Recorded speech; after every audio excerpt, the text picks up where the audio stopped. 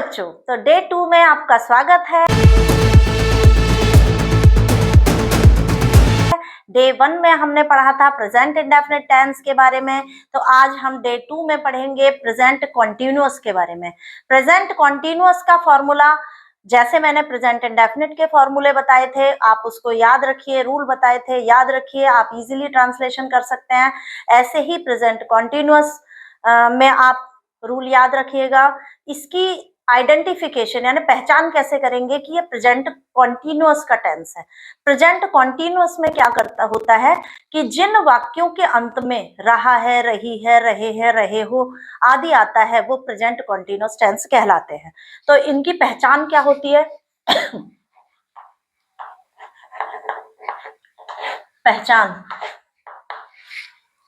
पहचान होती है रहा है, रही है, रहे हैं, रहे हो आदि आता है।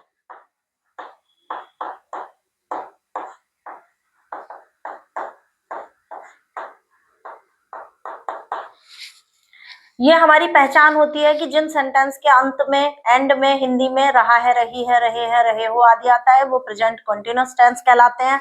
अब इसका एफर्मेटिव का रूल क्या होगा?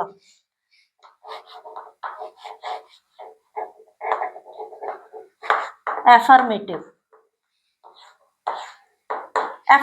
का रूल इसका होता है सब्जेक्ट प्लस हेल्पिंग वर्ब इसमें लगती है is, am, are, plus verb की फर्स्ट फॉर्म में आईएनजी प्लस ऑब्जेक्ट।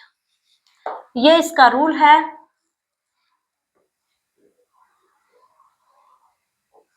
अब फॉर एग्जाम्पल हम ले लेते हैं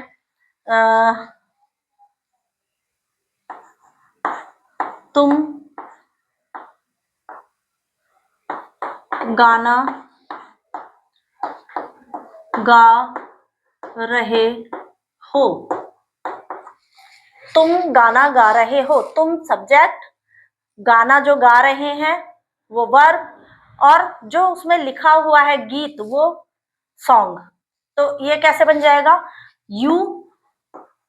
यू के साथ आएगा helping verb are, you are, गाने वर्ब है हमारी सिंग, वर्ब की फर्स्ट फॉर्म सिंग में आईएनजी लगा दो, सिंगिंग, क्या गा रहे हैं, ऑब्जेक्ट क्या है हमारा, song, they are singing the song. अब नोट कर लीजिए क्या किसके साथ क्या आएगा।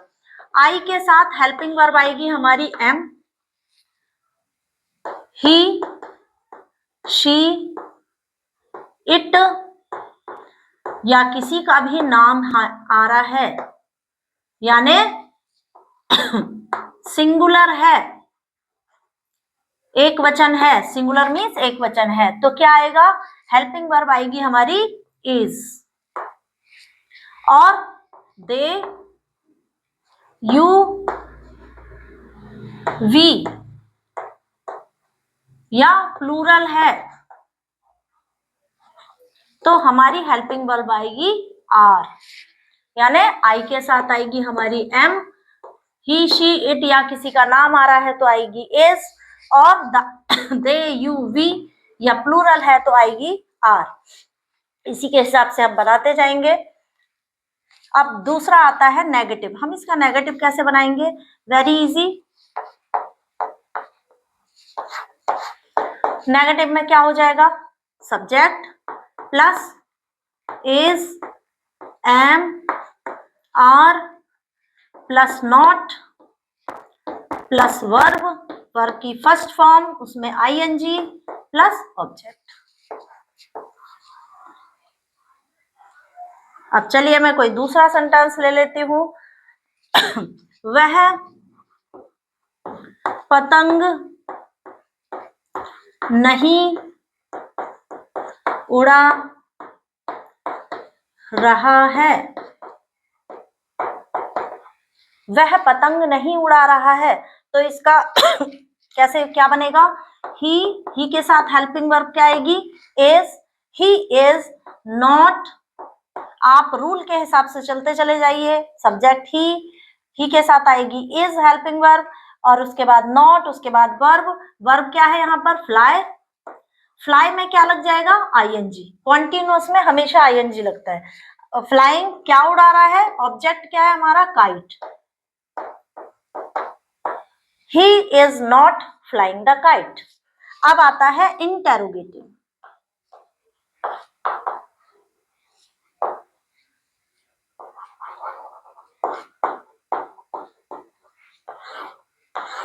Interrogative sentence. अब इंटेरोगेटिव में क्या हो जाएगा? इंटेरोगेटिव में जो हमारी हेल्पिंग वर्ब है वो उठ के शुरू में आ जाएगी। तो क्या हो जाएगा? Is, am, are plus subject plus verb, verb की फर्स्ट फॉर्म उसमें आईएनजी प्लस ऑब्जेक्ट, और लास्ट में इंटेरोगेटिव, जो इंटेरोगेशन का साइन होता है क्वेश्चन मार्क, वो आएगा। जैसे क्या मैं खाना बना रही हूं?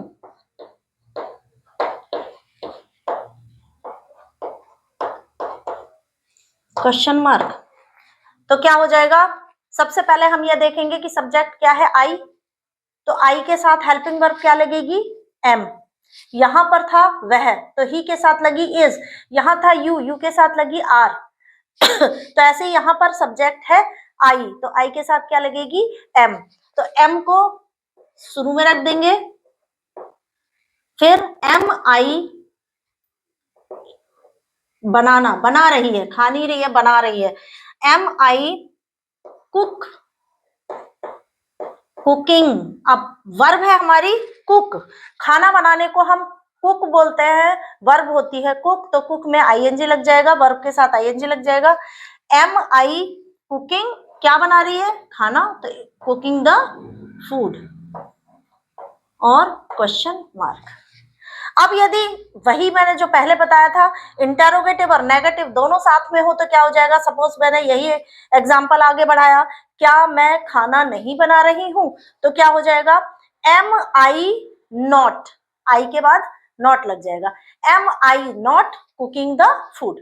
आई को हम चाहे तो ऐसे भी बना सकते हैं, स्मॉल ना बना के, am I not cooking the food. यदि हम इसको आगे बढ़ाएंगे तो आप इसको आगे कर लीजिएगा। फर्स्ट डे में मैंने प्रेजेंट इंडेफिनिट वाले में मैंने आपको बताया है, तो सेम एज इट इज होता चला जाएगा। आप इससे रिलेटेड और भी एग्जांपल करिए जिससे कि आपको और अच्छे से समझ में आ जाए।